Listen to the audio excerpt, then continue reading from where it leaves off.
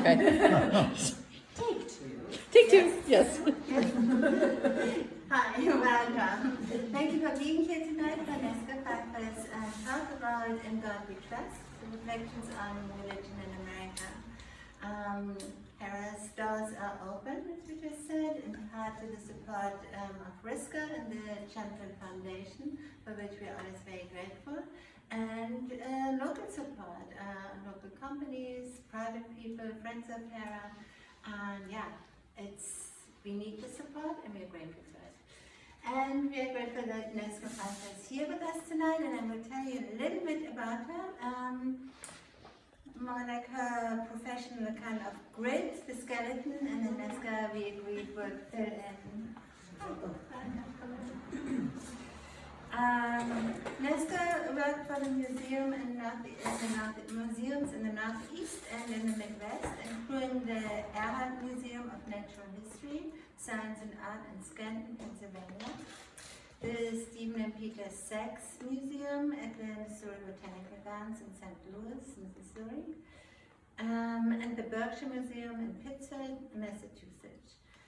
She got her master's in museum studies from Cooperstown graduate program in museum studies.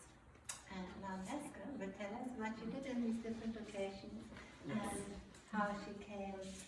One thing I must say, it's not an easy subject to jury. And Nezka went into incredible detail. You took a lot of time, and we could see on our end that you were very, very mindful and tried to do justice to the wide range of the subject matter. And for that, I'm very grateful. I'm also grateful that there's some 20 or so states represented in this exhibition. And I think this discussion about religion takes a very different face in different parts of this country. So I think it's exciting to have, and that I'm thankful that you chose such a range and included people from all over the country. So thank you. Well, thank you. Thank you, Lily, for the introduction. Thank you all for being here, and Hera for giving me this opportunity to jury a show like this.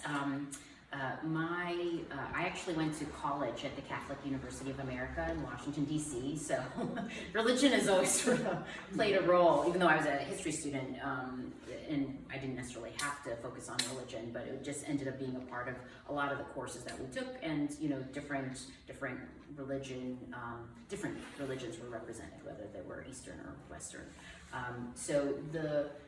My background is very much related to interdisciplinary work, so looking at often science, history, art, and often religion will play a role in a larger subject that I'm focusing on, so sometimes work will represent religion even though it isn't necessarily the main focus of an exhibition. The first really big exhibition I did that focused specifically on a religious or spiritual event was a show about 10 years ago when I was in Scranton on the Days of the Dead. And so I looked at kind of the bridge of these ancient celebrations and how they were syncretized with the Catholic observance of All Saints and All Souls Day in Central and South America. So that's, I'd say, probably the most impactful in terms of religion. But it seems religion is such a complex experience in the States, particularly, I think it is around the world. And the process by which these works were sent in, they all come in to a system that's online, and all I get to see is the image and the statement. So I don't know anything about the background of the artist at all. I don't know what their name is, and I don't know what part of the country they're from. So that's also really great that it ended up being such a huge a range of states around the country represented. So in looking at all of the works, and there were over 200 of them submitted, it was actually, there were certain subjects that sort of seemed to be particularly kind of creating some tension for the artists, so that it seemed like quite a few people were dealing with religion and power and religion and gender, and potentially also religion and family and tradition. And so trying to make sure that as many strong works were included in the exhibition was the biggest challenge. And some things may be provoking, but one thing that's really important, and are any of you artists in the show? Okay, all right. But I can still say this anyway. I was going to say it regardless, but it's really important. So visual images are beautiful and they're impactful. And for those of us who are sighted, you know, these are the things that immediately make impact to us, especially when you're curating.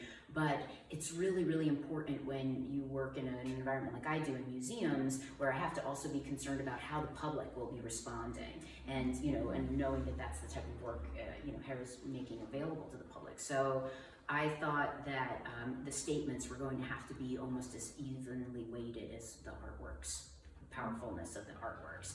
And so that is something that took a lot of consideration and continually going back, and I think even like once I said, okay, I have all these works, and I'm like, oh, let's add a few more. Like I think those stories still need to be told. So there's a sort of the artist didn't do this, but when I you know, responded with all of my choices, I really thought that there were very specific themes that some of the artists were sort of looking at, and kind of not telling the same story, but sort of showing different layers of a subject. And I'd say probably one of the strongest included kind of like the ancientness of religion, and the importance of family and relationships, and kind of the tradition, things that bind you in religion as positive experiences. And I think some of the works that did that really well include the wonderful series there, the boys in Temple. There's also the beautiful piece of the woman with the candles for Shabbat. And so I think these are beautiful. They kind of show kind of these almost soul-like, or things that really kind of inflame or vivify, things that we think we sort of relate religion often to the soul, regardless of what the tradition is that you're belonging to. And there was also a lot of kind of tension with maybe some of the structures that are in established religions today that may not represent how our society is changing. And so what are things that we find meaningful? Maybe we don't find certain rituals meaningful because we think they're too restrictive, but then maybe we want to create new rituals on our own, or maybe harken back to even more ancient things. And so I don't want to necessarily make you move, but there's a very large, very colorful artwork in the corner over here. We're going to take a quick look at it. This one over here.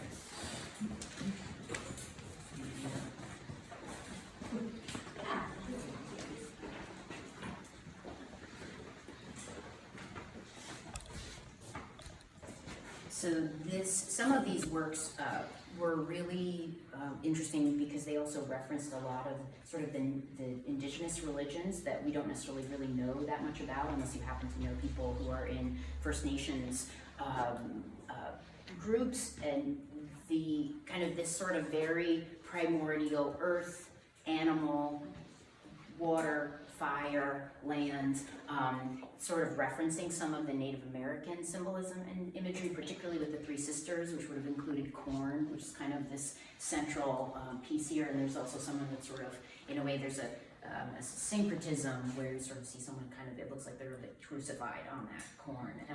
But these are all meant to be kind of images of fecundity and the cycle of life, and things that from what we know, indigenous religions were in fact completely cognizant of. It wasn't so much a black and a white, a good and a bad. It was, these are the things that happen, and we need to kind of accept them and realize that they're going to happen, and then just come to deal with them.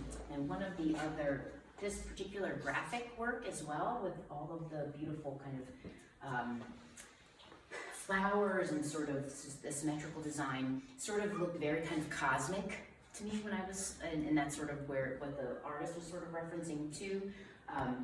And I thought that those kind of elemental parts are things that when someone doesn't feel like they fit in a structured religion, they then still turn to some type of spirituality. And so sometimes religion and spirituality go hand in hand, or some people feel that they're two totally different things. I think it depends a lot on whether or not they're having a positive experience in a structured religion, which, you know, a lot of people don't for a lot of reasons. And some of that conflict is also referenced in some of the other works, and I'll point out. And I think one of the other things is, I think this might be the only sort of digital design, like kind of computers created artwork. And this is sort of very primal, very primordial to me. And I feel that the artist was trying to convey kind of what did humans first do when they came up with religion? You know, a lot of us feel that the deities may have given it to us, but really it was who decided that rituals had to happen and what talismans had to go into a ritual in order to make it meaningful. And so that might be an envisioning of what the very first religious ritual could have looked like.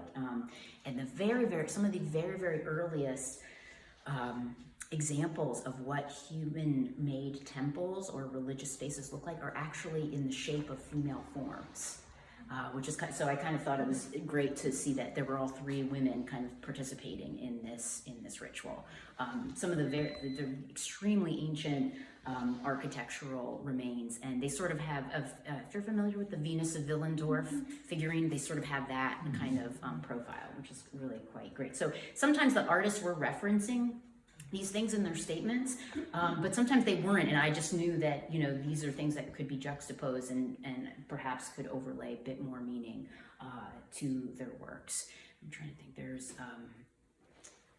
more. I also wanted to reference this fabulous image. I think it's Hannah Altman with the pomegranates. I felt that gender, and specifically women, as not just teachers, but also those who kind of light the flame, literally in the candles and the painting over there, but specifically in education and in sort of cementing traditions, a lot of which relate to food, was a theme that some of the artists returned to. And so taking foods that, like particularly the pomegranate, which you find in the Middle East, represented in a lot of different cultures and religions around that period and around that region, and yet they each have very specific symbolism to each one of the religions that would have come from that region.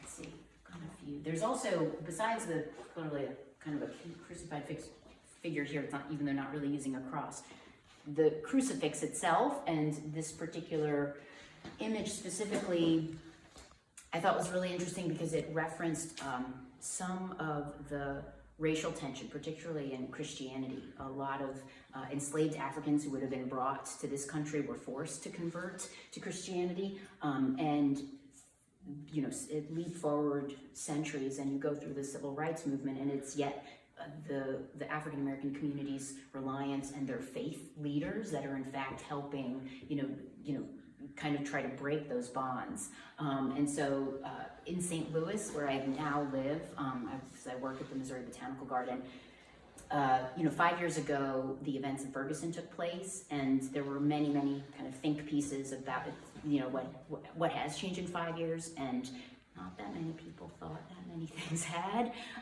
There's a pretty great divide in the city between white and African American populations, a lot of which is just really just institutionalized racism. And so both communities deal with the after effects, but specifically the African American community in the violence that takes place, and that's sort of kind of tolerated in a way by the other audience. So I think some of the works here reference that type of kind of sacrifice by the African American community, that if people don't all come together and start taking responsibility for the violence that's taking place, regardless of what they look like, these things will probably still continue. I thought those were very powerful statements that were important to address. I'm trying to think. Spaces are also really important in terms of celebrating religion and spirituality.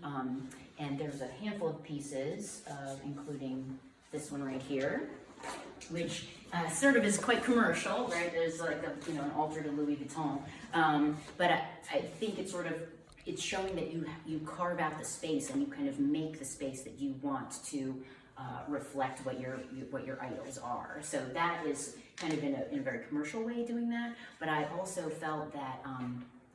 Sorry, my apologies. I'm sort of trying to make sure I've got the right works here. We're going to turn right over here. particularly these three pieces here, very much about the spaces or the architecture where ritual or religion takes place. These mixed media collages, St. John's Island, I believe, is one of the islands off the coast of South Carolina. And so it represents the African American community that makes its home there. And this is a mixture of several different kinds of structures, I think including a mosque. And then this is a personal, private shrine that would be in someone's home. And I think that regardless of how you decide you're going to participate in a spiritual act or in a religious act, you sort of want a special space defined to that, you know. So that was also, I think, a really kind of another important element. Because even when you don't participate in a religion, I think people still want to see big, important, historic architecture that was based on religion, whether they're temples or cathedrals or mosques or, yeah, around the world where religion and travel. I think there's one of the other things that reference specifically biblical imagery was Revelations 12:7. There's this sculpture here, and then also the Revelations book sculpture back here. So both referencing kind of the same thing that's taking place, which is a huge battle conflict between Michael and his angels and the dragon or the monster and his angels. And so I just thought it was really interesting to pick both of these, even though they're technically referencing the same subject, they're doing it in such different ways. This is a very classical form of sculpture and bronze, and you sort of see the agony of all of the beings that are participating in this battle. You know, you're not quite sure what's going to happen there. This has, in a way, you're taking the Bible and making it an altered book art, but then it's got this really strange whimsy of the toy dragon kind of popping out. I mean, it's really a serious battle that's taking place, and you see the reference to the satanic number of 666. So these are all things that are meant to kind of grab you and get you thinking about, well, what is Revelations and what actually takes place? What happens from this battle? Technically, the monster, the dragon, gets defeated, but you know what happens is, you know, what happens after that.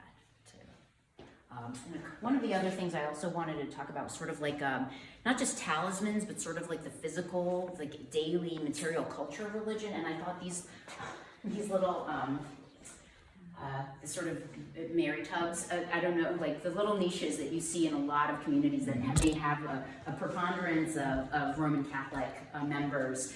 You almost always see these little niches with Mary there, sometimes also Jesus, but generally Mary. So this artist is kind of referencing kind of the ubiquity of seeing those things and how they're kind of comforting. Almost, you know, even though she's made these sort of like little tubs, in Europe, sometimes you actually have little, you know, water, like a bit of water that you can access for a blessing. But there's also the talisman of this piece here. So when you, for a lot of Latin Americans who are Roman Catholic, Our Lady of Guadalupe, which was an apparition of the Virgin in Mexico, it appears in daily culture regardless. It's not just a religious image. It's one that it can be used for luck and so forth. And you'll find it everywhere, you know, just like on wheat paste posters, you'll find it, you know, on tattoos on people. My favorite thing was I went to, do you know what lowriders are? Mm-hmm. These low, very low cars, are part of Chicano culture in California specifically, but they're really, they become a competition. And so the members of the Mexican American community really, like they go all out. Their artworks, their paint, they win awards for the new paint colors they design. And one of them that I saw on display in an exhibit at the Peterson Museum, which is an automotive museum in LA, had the Our Lady of Guadalupe everywhere, just on the dashboard and on the doors and on the inside. So it's a very important icon, particularly for Latinx, you know, Catholic adherents. So I thought that was really great to be able to include an artwork that featured that. And I think one other, just because I happen to know a little bit about Samhain. Samhain is Halloween Celtic festival, which also kind of takes place around the same time that the Days of the Dead do, at end of October, early November. And the ancient celebrations that would have taken place in Ireland or Mexico all of the time frame of that sort of harvest, kind of late harvest period, is when all of the people who participated and celebrated in these festivals thought the veil between the world of the living and the world of the dead was thinner then. So that's why they thought that it was much easier for them to be able to cross that kind of divide. And so in Samhain, you know, you have all of the spirits that you're dealing with that you kind of want to avoid. It's a little bit more malevolent, but in the Days of the Dead, you're actually inviting family back to eat with you again. And so there are still bonfires are really important for Samhain. You know, you carve the turnips. They actually didn't have pumpkins in Ireland, but turnips with these really kind of scary features to sort of keep away the malevolent spirits. So I thought that was kind of an interesting juxtaposition. And then I think I want to point out just one last set of groups, and then we can have questions if there's any comments anybody has.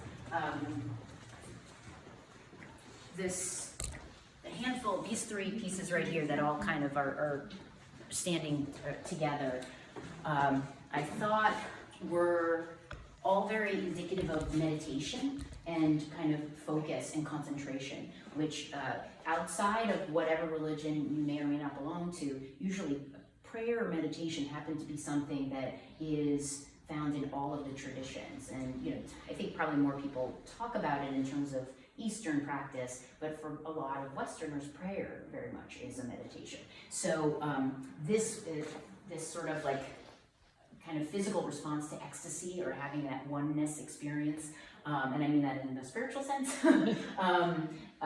is an unusual thing. I see that reference very, very rarely. So it's kind of a weird, uncomfortable work with the closeness of the eyeball, and but at the same time, it's not about us. It's about the person who's experiencing that ecstasy and what they're feeling. And so in a way, you then kind of witness that.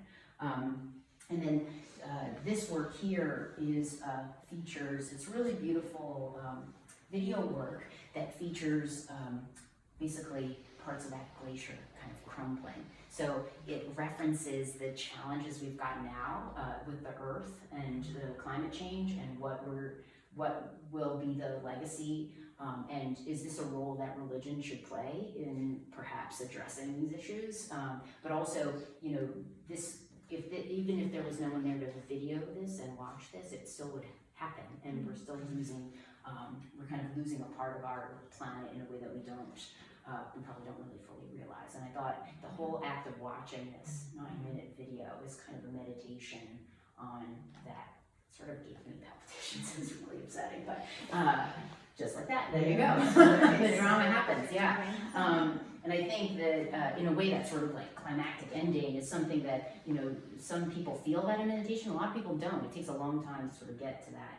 Some people feel that they want to actually physically do a meditative act, and I think Carol Kunstedt's work is very much about that. She's, you know, woven and sewn and gilded a song book in an act of not just not an obsessive compulsive act, but in fact an act of acknowledging kind of when you're doing a piece of work with intention, you're then adding to your spiritual experience by doing that. And if you're working with something that's like a religious text, in a way she's kind of pulled that together with the way that she's created the work, because she's been kind of meditating on the work while she's been sewing and weaving it. So those are just some of the things that were a part of the process of me thinking about the show and kind of which works would get chosen, but also just it tried to show even just a bit of diversity in the breadth of religious, you know, thinking and experience. So I hope that people will enjoy it. So thank you. Oh, thanks. Yeah. Were there any works that anybody had specific questions about? I mean, obviously I'm not the artist, but I can certainly talk about them. Yes. Yeah. Yeah, they're really kind of wild. I want to say that by you talking about the work and how you saw the units and the different themes unfolding in this body of 200 pieces, really illuminates it. It makes it much more meaningful to me than unwrapping it and hanging it and unwrapping it. So, and looking at it and going like, whoa, this is so much I mean, there are a lot of different streams in this room right now, and they all kind of feel intense. So, Absolutely. I really appreciate you giving this depth to it. And all of a sudden calm down. And I think, and that was like, you know, when one of the things that's very difficult when you're jurying a show like this is how much time do you spend looking at each work before you make a decision, you know, and really I usually do multiple passes. I read and look at everything once, and then I go back and I do it a second time, and then it's really the third time where I'm really like, okay, well, where am I leaning to? What do I think is really being impactful? So, and yeah, sometimes some of the works really make me uncomfortable, and then I have to think, well, why did that happen? And what's the point of this show? And what's the point of the art? You know, because I believe that artists are, regardless of what the subject and the medium that they're using, they're solving a problem, or they're attempting to solve a problem. But artists here could certainly contradict me if that's not true. I think, so when you have also this very weighty, packed problem of religion, and we all live with it, and we've probably all been a party to it, whether in our own families or in our communities.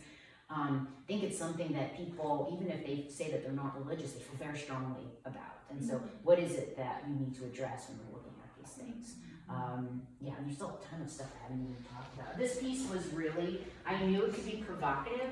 One of the reasons I ended up choosing it was the artist had actually submitted a couple of works, and I sort of loved the kind of graphic poppy quality to it. I did think some of it might be problematic when I first saw it, but then when I read the statement and continued thinking about the statement, I realized that what the artist was trying to do, or was, you know, at least was suggesting that they were doing, is they were kind of representing kind of the downfall of all the commercialization and the oversimplification of what religion is. So kind of all those touchstones that would make everybody uncomfortable, they're doing that on purpose. Yeah, you know? that's what I like. It's the only way that this can be here. Yes, and so that's what I took from the statement specifically, and so I felt like, you know, that's not wrong. Like that is an important thing to think about. And I think, again, regardless of how each person, what religion means to them, I think everyone is struggling with something. Like even my friends who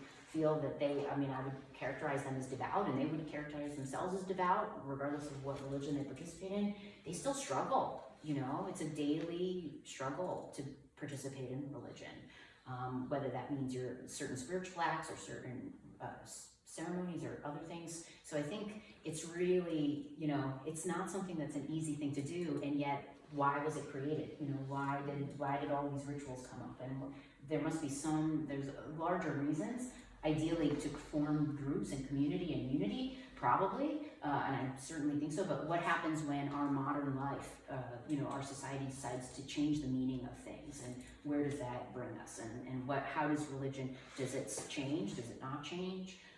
And I think that's one of those really tough questions that a lot of the larger religions are still wrestling with, and I don't know if they're solving that problem. And I'd say one of the themes that did happen with some of the artworks here was the scandals and the issues of the control, particularly with the church and the abuse of children and women in the church. And so some of the works here reference that. And I thought it was going to be uncomfortable, but it couldn't be ignored, and so it would be a question of, you know, and the thing is, these things have gotten a lot of press in the church, but every organized religion everywhere has this power structure, and what do they do with that power? Do they use it for good, or do they use it for not so good? And there's that first piece that you actually see on the right wall when you walk in.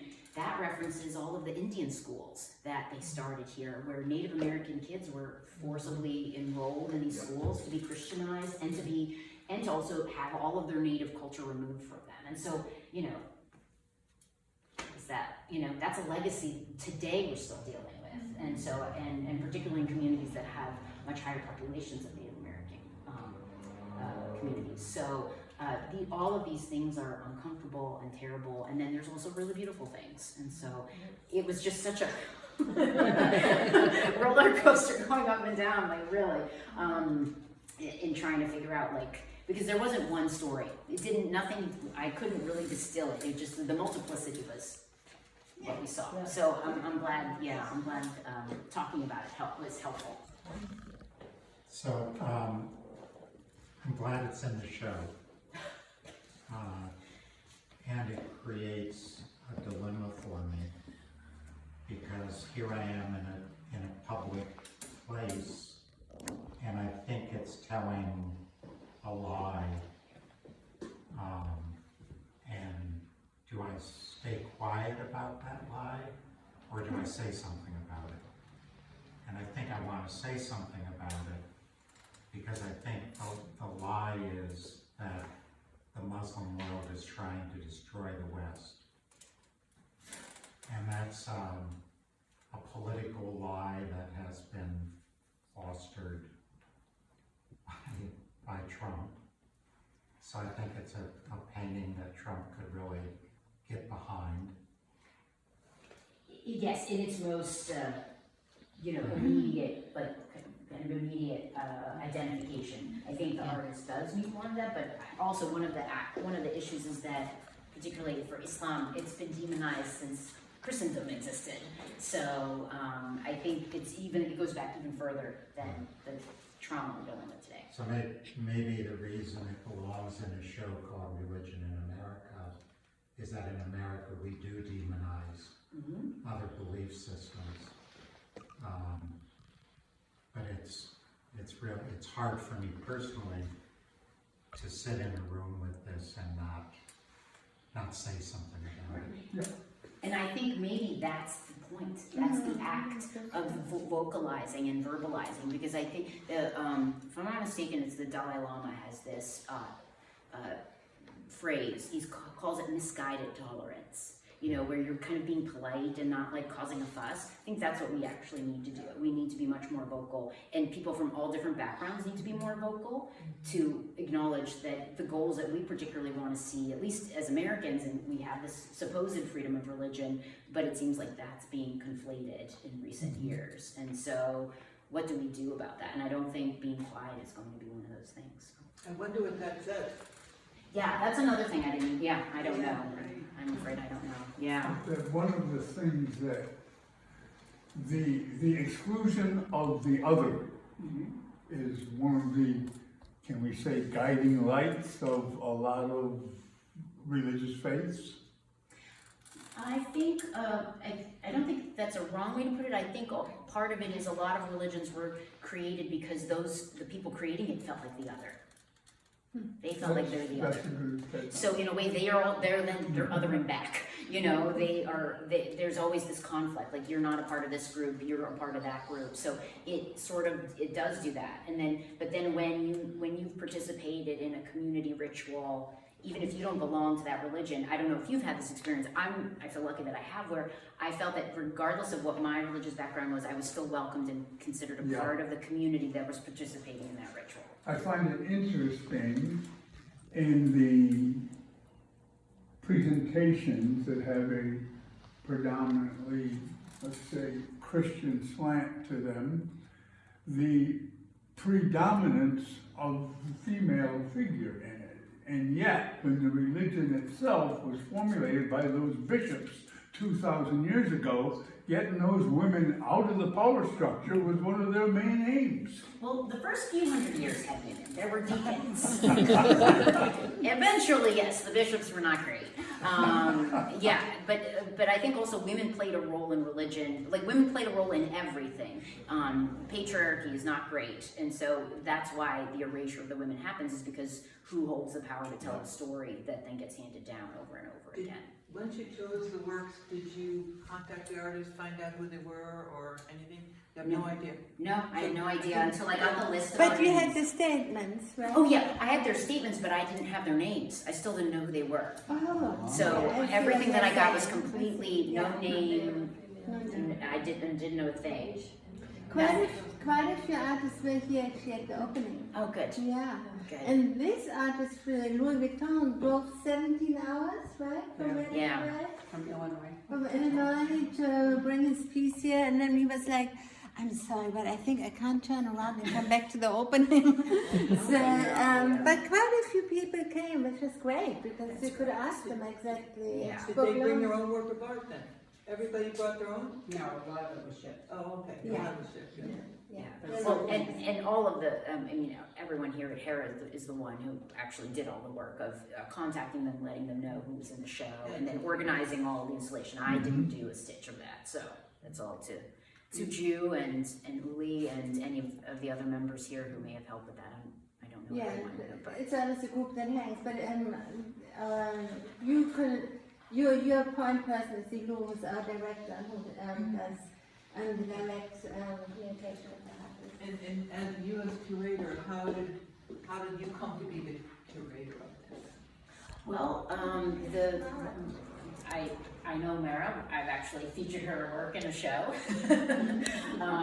And I think there was a discussion, I got suggested to the crew at the University of Rhode Island at Kingston for their honors colloquium, which is also going in hand in hand with the exhibition, The Religion in America. I'm not sure what, I don't, Karen, I know Karen Conway was part of the conversation to recommend you, and so it kind of just all sort of fell into place. So they were looking for someone who had experience curating religion, or at least the subject of religion, and so, I mean, because it's, even though, as I mentioned, I've had it come up in work over and over and over again, or exhibitions I've curated, but it's rare that you actually get only exhibitions about religion, so this is really an unusual opportunity, to have one like this. And also, I mean, one other thing to mention is, I'm also working from all the submissions that came in, so there were certain gaps in terms of subject matter, and so you can't fill that gap. You're working with all the artworks that you've been sent.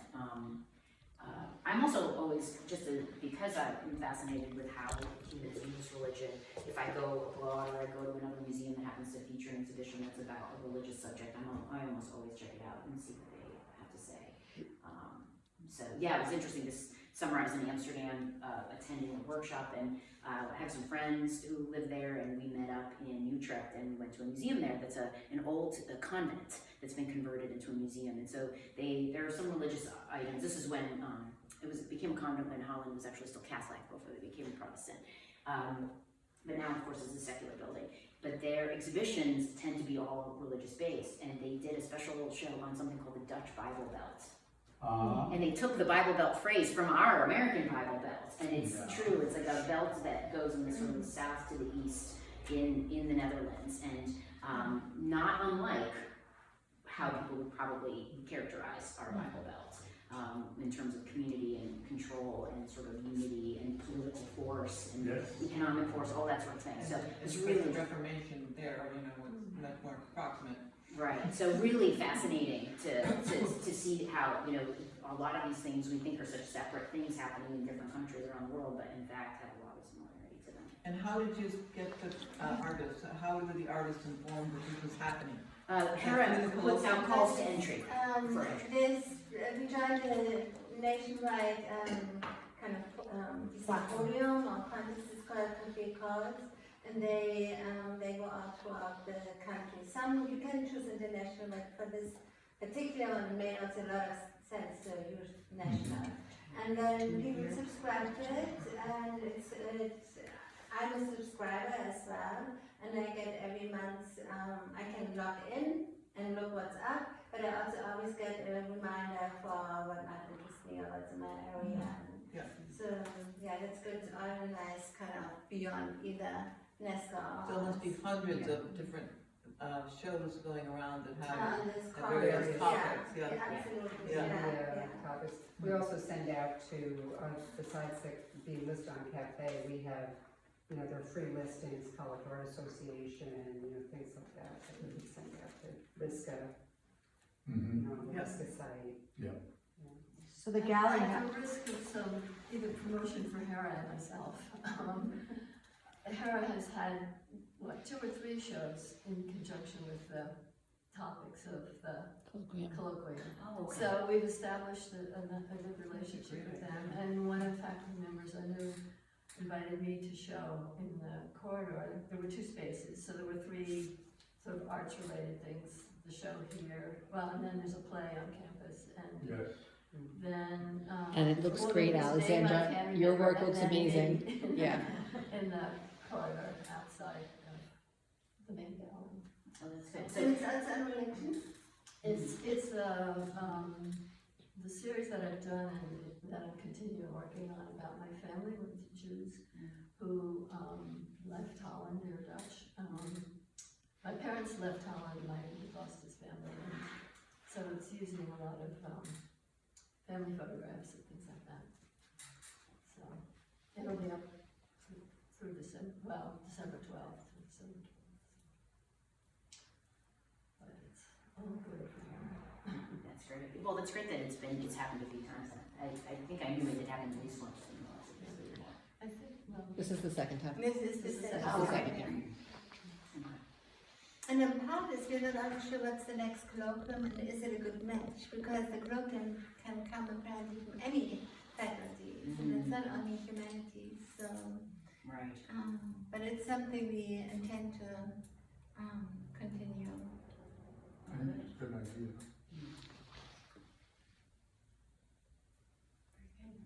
Any other comments, questions? Yeah, about the Dante's Inferno or whatever over there. Yeah. The Do you know circle. anything about the artist or what's going on? It's a photograph. It's a photograph Ah, okay. of a piece of a section of architecture. Yeah. I think it's in Italy. I actually don't know Yeah. that. Yeah. Florence, it happens to be my husband. Oh, very good. Couldn't talk tonight because he's working, but, and it's part of a rather complicated series that has to do with narrative that I could explain, but it's sort of beside the point, but yes, in the Duomo in Florence. Okay. Yeah. It's in, where is it in Italy? In Florence, yeah. There was a great exhibition of Dante's work once we went to, and It was in. yes, in Rome. And on one side was the Inferno, and on the other side was Paradiso. And the Inferno line went from, the Quirinale all the way to Giacomattino, and there was nobody in the Paradiso line. I know. And that's just because no one ever reads Paradiso. Everyone just reads the Inferno. And I've actually read the whole thing twice. And so it's, to me, I mean, there's obviously I'm a Westerner, so a lot of things in the Western imagery kind of resonate with me, but the whole journey voyage that Dante goes on is just so massive and so complex and so complicated that, and there's so much in terms of dogma, particularly when it comes to the circles of hell and what actually takes place there. If you're a Catholic, it's not as succinct as people think it is. And when you have the fall and Judgment Day, there's other things that happen. It's not automatically everything.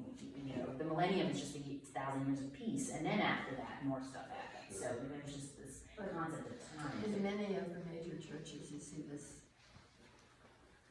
shown over altars or Another comment. I just got back from a couple of months in Spain, and I got very taken with looking at mother and child, and I think that's like a worthy addition to the tradition. Yeah, I agree. It's so beautifully done. And He's Dutch too. yes, that's right. Yeah. Say it again?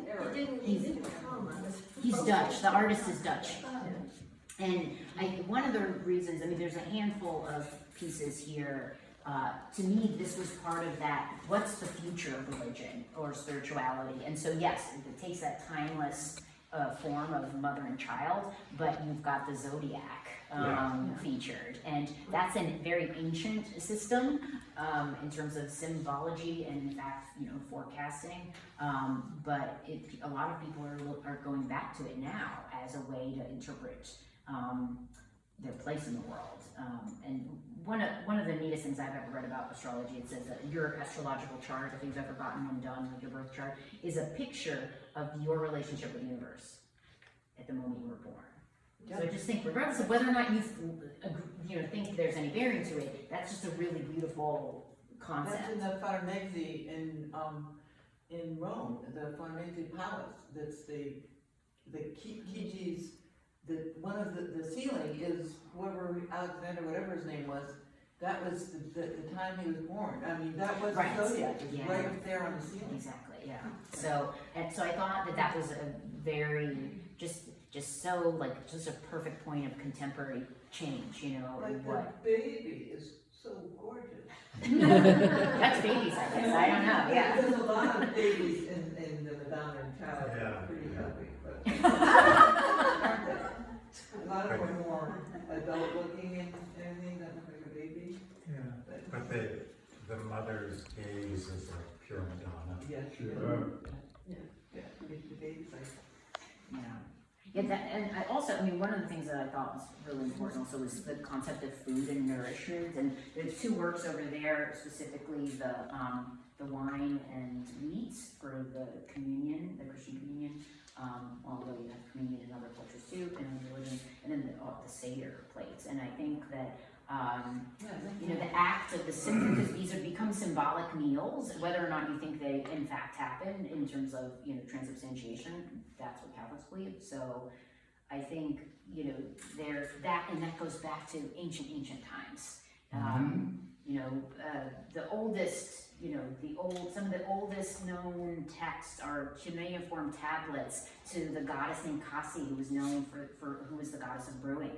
So, you know, as soon as humans could figure out how to ferment something, yeah, and alcohol started out as like something to experience an altered state, you know, and then eventually became used for medicine too, but I think that that's just such an ancient thing. And again, I also think when you participate in a meal together, that's actually the great equalizer, when you're all sitting down and being together.